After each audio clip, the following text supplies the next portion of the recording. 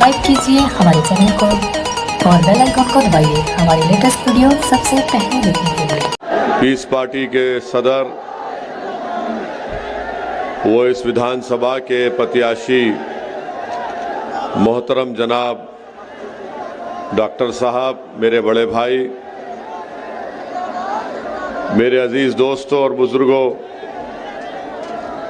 Piece party के तमाम जिम्मेदारान जो आज मंच पर बैठे हैं और आप तमाम हजरात जो हजारों की तादाद में निकलकर आज के इस जनसभा में शिरकत की है, मैं आपका शुक्रिया अदा करता हूं कि आपने अपना वक्त निकाला और यकीनन इतनी बड़ी तादाद में आपका यहाँ पर जमा होना इस बात का पैगाम देता है कि इंशाअल्लाह ताला 3 तारीख के दिन आप दोबारा डॉक्टर साहब को यहाँ से अपना विधायक बनाकर उत्तर प्रदेश की विधानसभा में भिजाएंगे। मैं आपको सिर्फ यही बताने आया हूँ कि मजलिस इत्तेहादुल मुस्लिमीन डॉक्टर साहब की तायीद करती है। मजलिस इत्तेहादुल मुस्लिमीन भागीदारी परिवर्तन मोर्चा का हिस्सा है और उसके कन्वीनर बाबू सिंह कुशवाहा साहब हैं और हमने ये तय किया कि जहां भागीदारी परिवर्तन मोर्चा का प्रत्याशी नहीं होगा वहां पर डॉक्टर साहब की पार्टी की हम उसकी तायीद करेंगे और यहाँ पर डॉक्टर साहब की पीस पार्टी का कैंडिडेट नहीं होगा वहां पर भागीदारी परिवर्तन मोर्चा की डॉक्टर साहब तायीद करेंगे। मेरे अजीज दोस्तों और बुजुर्गों, मैं सिर्फ आपको ये पैगाम देने आया हूं कि जब तक आप अपने नेता को नहीं मुंतखब करेंगे, कामयाब नहीं करेंगे, आपकी आवाज़ भारत की सियासत हो या उत्तर प्रदेश की सियासत हो, कोई आपकी आवाज़ को सुनने के लिए तैयार नहीं है। मैं आपको ये बताने आया हूं, इसकी मिसाल दे रहा हूं आपको। भारत की पार्लियामेंट में 540 की ऐवान है, 540 के करीब सांसद बैठते हैं। आपने देखा कि जब ट्रिपल तलाक का कानून मोदी सरकार बना रही थी तो किसने उसके खिलाफ आवाज उठाई? जब ट्रिपल तलाक का कानून 3 मर्तबा लोकसभा को लाया गया तो किसने संविधान के दायरे में रहकर दलीलें देकर उस कानून की धज्जियां किसने उड़ाई? किसने ये बताया पूरे मुल्क को कि ये कानून मुस्लिम महिलाओं को और परेशान करेगा और उनकी बर्बादी का बाइस बनेगा? समाजवादी भी थी, बसपा भी थी, कांग्रेस भी थी और जो कुछ मैं कह रहा हूं वो हर चीज रिकॉर्ड में यूट्यूब पर शामिल है, मौजूद है, आप देख ले सकते हैं। जब CAA का काला कानून लाया गया तो उस CAA कानून के खिलाफ किसने कहा कि ये मजहब की बुनियाद पर बनाया गया कानून भारत के संविधान के खिलाफ है? किसने सारी दुनिया को और देश को बताया कि हम इस कानून को नहीं मानेंगे? और किसने पूरे देश के उन गयूर नौजवानों को भारत की संसद से एक पैगाम दिया कि जिस तरह महात्मा गांधी ने उस वक्त के सफेद फाम हुकूमत के काले कानून को फाड़ दिया था, उसी तरह सऊद्दीन ओवैसी ने CAA के कानून को पार्लियामेंट में फाड़ कर कह दिया कि हम इसको नहीं मानते हैं। उसके बाद अल्हम्दुलिल्लाह, उसके बाद देश के कोने कोने में हमारी इज्जतदार माँ और बहनों ने, हमारे गयूर नौजवानों ने और उन तमाम जिम्मेदारों ने जिन्हें देश से मोहब्बत है और रहेगी, जिनको संविधान से लगाव है और रहेगा, उन्होंने पुरअमन एहतजाज भी किया। आज उत्तर प्रदेश की विधानसभा तड़प रही है कि एक ऐसे आदमी की आवाज को सुनने के लिए जो गरीब, मजलूम और पिछड़ों की आवाज को उठाएगा। आज उत्तर प्रदेश की विधानसभा के दरो दीवार इस बात को ढूंढ रही है कि कहां है वो आवाज जो गरीब और मजलूमों के इंसाफ का मुतालबा इस विधानसभा में करेगा। मैं आपको पैगाम देने आया हूं कि डॉक्टर साहब को कामयाब करिए। आपने पहले भी उनको अपने वोट और दुआओं से कामयाब किया था, आप दोबारा डॉक्टर साहब को कामयाब करिए ताकि उत्तर प्रदेश में अगर ये जीत के जाएंगे इंशाअल्लाह तो ये डॉक्टर साहब की इनफरादी कामयाबी नहीं होगी, ये आपकी कामयाबी होगी, ये मजलूमों की कामयाबी होगी, ये गरीबों की कामयाबी होगी, ये उन लोगों की कामयाबी होगी जिनकी जबानों को बंद कर दिया गया, ये उन लोगों की कामयाबी होगी जिनके बहते हुए आंख से आंसुओं को कोई नहीं देख रहा है, ये उन लोगों की कामयाबी होंगी जो ख्वाब देख रहे हैं कि मुझे भी हिस्सेदारी में हिस्सा मिलना चाहिए। इन लोगों की कामयाबी के लिए आपको डॉक्टर साहब को कामयाब करना है ताकि वो उत्तर प्रदेश की विधानसभा में जाकर गरीब और मजलूमों की लड़ाई को लड़ सके। आज उत्तर प्रदेश की विधानसभा में कई लोग तो जीत कर चले जाते हैं सपा के नाम पर, बसपा के नाम पर, कौम के नाम पर, मगर जब कौम की बात आती है तो गूंगे, अंधे और बहरे बन जाते हैं। आज हमको गूंगे, अंधे और बहरों को वोट नहीं देना है, हमको उन लोगों को वोट देना है जो इन गूंगे, अंधे, बहरों का इलाज कर सके और डॉक्टर साहब इनका इलाज करेंगे इंशाअल्लाह ताला। यकीनन मैं एक मुख्त मजलिस इत्तेहादुल मुस्लिमीन का मैं सदर हूं, मेरा ताल्लुक दूसरी पार्टी से है। अल्लाह बेहतर जानता है कि मेरा कोई इसमें मुफाद नहीं है, मेरा सिर्फ यही मुफाद है कि आपकी आवाज उत्तर प्रदेश की विधानसभा में डॉक्टर साहब के रूप में पहुंच जाए। मेरा इनसे कोई रिश्ता नहीं है, सुनो आप, मेरा इनसे डॉक्टर साहब से कोई रिश्ता नहीं है, मेरा इनसे कोई ताल्लुक भी नहीं है। हाँ, मगर एक रिश्ता है जो रब्बे करीम ने आपको हमको जोड़ दिया, मैं तुमको उस रिश्ते का वास्ता दे रहा हूं, निकलो और वोट डालो डॉक्टर साहब को। डॉक्टर साहब कामयाब होंगे, डॉक्टर साहब जब कामयाब होंगे तो हारेगा कौन बताओ? जब डॉक्टर साहब कामयाब होंगे तो हारेगा कौन? कौन हारेगा? कौन हारेगा? डॉक्टर साहब अगर कामयाब होंगे इंशाअल्लाह आपके दुआ वोटों से तो कौन हारेगा?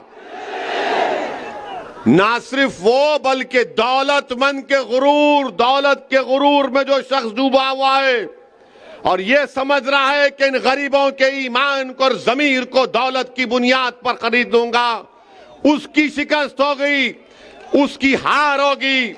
और याद रखो, अगर कोई दौलत की ताकत पर ये कह रहा है कि मैं किसी का ईमान खरीद लूंगा, मैं किसी का जमीर खरीद लूंगा, अरे तुम हमारी तारीख को नहीं जानते, तुम हमारी तारीख को नहीं जानते।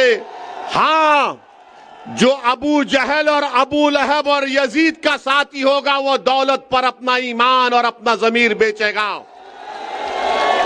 जो हुसैनियत का परचम उठाए हुआ है वो दौलत और ताकत के आगे सर नहीं झुकाएगा, ना कभी झुका सकता है।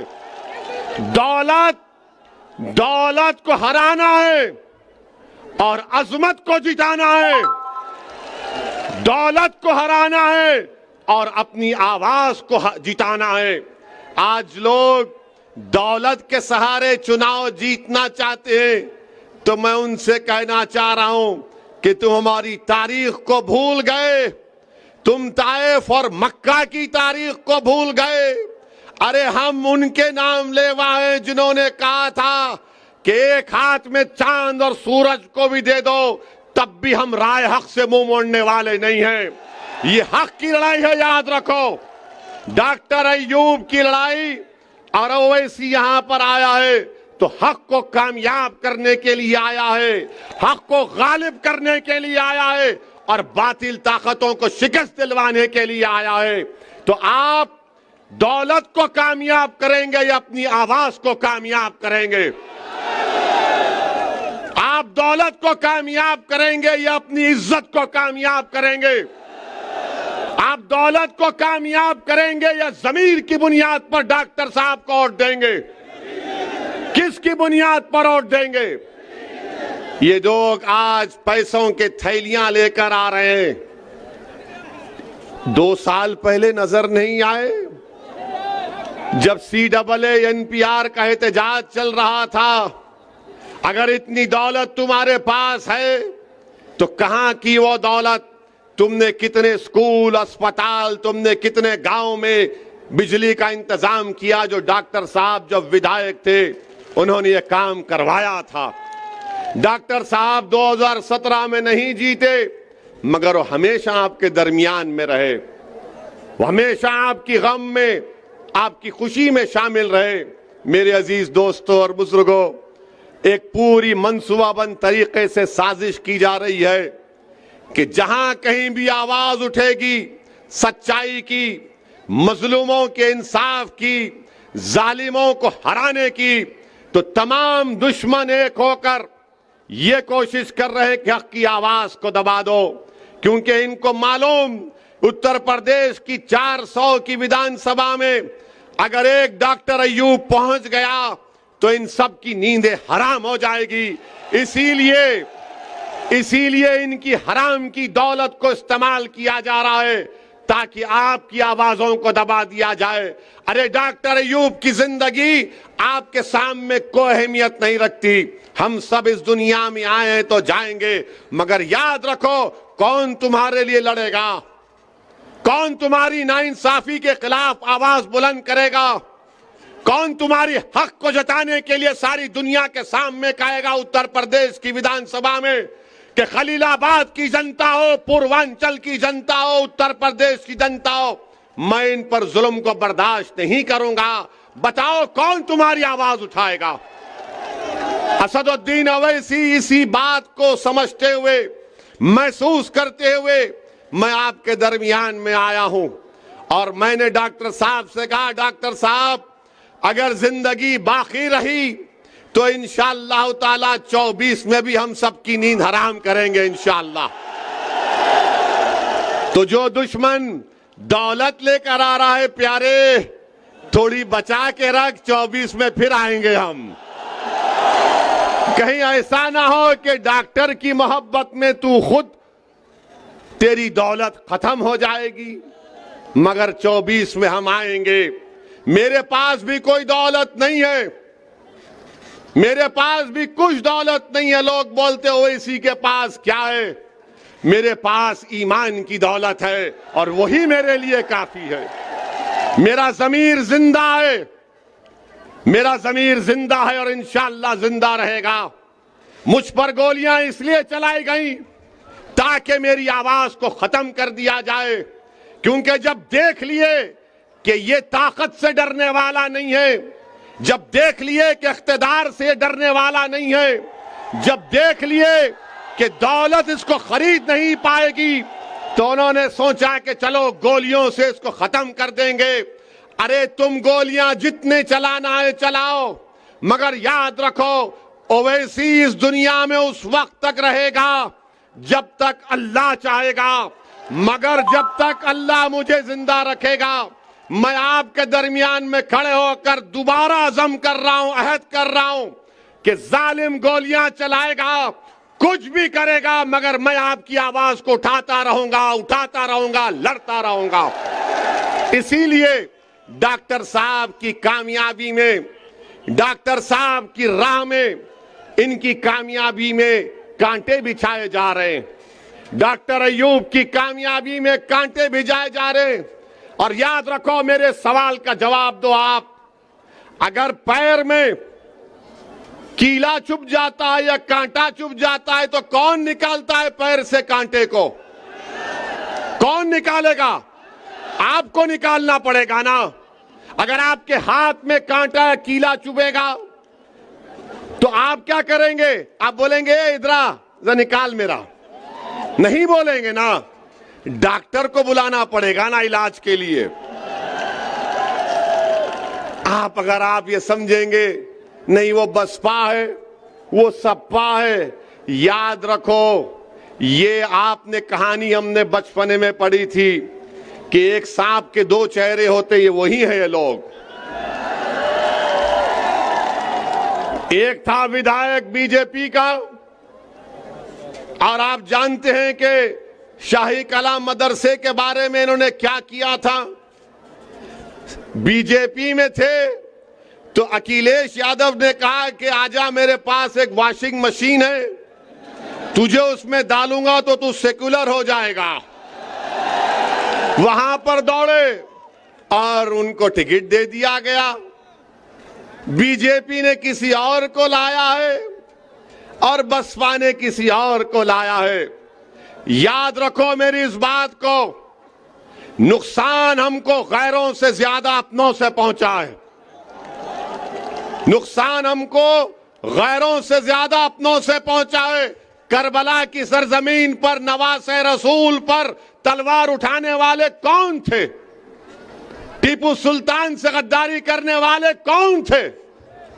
आज फिर आ गए हैं कि डॉक्टर अय्यूब को रोका जाए। पहचानो इन गद्दारों को, पहचानो इन मुनाफिकीन को जो आपको तोड़ना चाहते हैं, जो आपकी आवाज को दबाना चाहते हैं।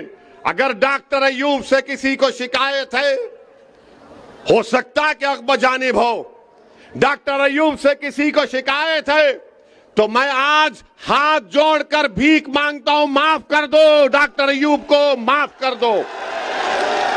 डॉक्टर अय्यूब की अहमियत नहीं है, हमारी जिंदगियों की अहमियत नहीं है, जनता की अहमियत है, आपकी आवाज की अहमियत है। खलीलाबाद की जनता की आवाज अगर उत्तर प्रदेश के विधानसभा में गूंजेगी तो क्या सपा वाले उठाएंगे या बसपा वाले उठाएंगे? जो अभी तक विधायक नहीं बना बसपा वाला, मगर अहंकार में कह रहा है कि दौलत मेरे पास है, ये आपको फैसला करना है कि आप अपनी आवाज को कामयाब करेंगे या दौलत को कामयाब करेंगे। आज डॉक्टर अय्यूब का रिकॉर्ड आपके सामने है। यकीनन हम मुख्तलिफ सियासी पार्टी के हैं, मगर मैं फिर से दोहरा रहा हूं, क्या चीज है जो मुझे यहां पर लाई? दौलत नहीं लेकर आई, मेरा सियासी मफाद नहीं लेकर आया। मैं देख रहा हूं कि उत्तर प्रदेश में 22 बच्चों को CAA NPR NRC में गोली मारकर उनका कत्ल कर दिया गया। मैं देख रहा हूं, आप देख रहे हैं कि जेलों में डाल दिया गया। मैं देख रहा हूं कि एनकाउंटर के नाम पर किसको निशाना बनाया गया। हम देख रहे हैं कि वो बच्चा कासगंज का पुलिस स्टेशन में उसको मार दिया गया। हम देख रहे हैं कि कानपुर में 80 साल बूढ़े को दाढ़ी को खींचा गया, उसके मुंह पर पेशाब कर दिया गया। अरे जब तमाम दुश्मन एक हो गए तो क्या ओवैसी और डॉक्टर अय्यूब एक नहीं हो सकते? होना भी चाहिए, होना भी चाहिए, वक्त का तकाजा है। आप अल्लाह से दुआ करिए कि अल्लाह हमारे दिलों को और मिला दे। आप खूब दुआ करिए कि परवरदिगार तेरे गुनाहगार बंदे हैं, इनके दिलों को मिला दे और हमको मिला दे और हमारे जमीर को दौलत पर गालिब कर दे। ये लोग आज ये समझ रहे हैं कि दौलत के नाम पर बिक जाएंगे। अरे दौलत के नाम पर अगर बिकते तो ताइफ, करबला की तारीख सामने नहीं आती। इख्तिदार के सामने अगर झुक जाते तो फिर आज यहां तक नहीं पहुंचते। मेरे अजीज दोस्तों और बुजुर्गों, हिम्मत और हौसले को बुलंद रखिए। नामसाइब हालात जरूर हैं, मगर अपनी उम्मीद को बरकरार रखिए। याद रखिए, वही लोग कामयाब होते हैं, वही कौम कामयाब होती है जो तूफानों में चिराग जलाने का हुनर सीख जाती है। तो आपको इन बातिल ताकतों के तूफानों में चिराग को जलाना है। तो कोई दौलत के नाम पर आपको दबाना चाहता है, मैं आपसे अपील कर रहा हूं कि आपके एक चाहने वाले को पहचानिए, आपके हमदर्द को समझिए। डॉक्टर अय्यूब आपके हमदर्द हैं। एक सवाल का जवाब दो, अगर कल कोई दूसरी पार्टी का विधायक जीत गया और अगर डॉक्टर अय्यूब भी तुम्हारे सामने विधायक होंगे, तुम किसके पास जाकर कहोगे डॉक्टर मेरा काम करेगा नहीं करेगा? किसको बोल सकोगे? तुम बसपा के या बीजेपी के विधायक को बोल सकोगे? वहां पर हाथ जोड़कर जाना पड़ेगा, विधायक जी विधायक जी, डर डर कर जाना पड़ेगा, सांस लेने की इजाजत भी नहीं होगी। मगर डॉक्टर अय्यूब कामयाब होंगे तो दूर से कहेगा अस्सलाम वालेकुम, ये डॉक्टर साहब किधर, दिखाई नहीं दे रहे, आएंगे नहीं क्या गांव को? ये मिजाज पैदा करना पड़ेगा। यही मिजाज आपको कामयाब करेगा। पहचानो अपने दोस्त और दुश्मन को मेरे भाई।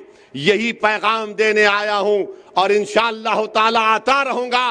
क्या 3 तारीख के दिन आप ग्लास के निशान पर बटन दबाएंगे? कितने लोग बटन दबाएंगे? हाथ उठाइए। कितने लोग दौलत को ठुकराएंगे? कितने लोग दौलत को ठुकराएंगे? तो आपको मुबारकबाद। और याद रखिए, डरना नहीं। जब डरेंगे तो क्या उस बच्ची ने क्या नारा लगाया था? जब डरेंगे तो उस बच्ची ने क्या नारा लगाया था? उस बच्ची ने क्या पैगाम दिया? एक बच्ची ने इख्तिदार के सामने कह दिया नहीं डरेंगे, नहीं खरीद सकते हमको, तो लगाओ नारा धूम के पुकार के। अस्सलाम वालेकुम व रहमतुल्लाहि व बरकातुहू। पीस पार्टी के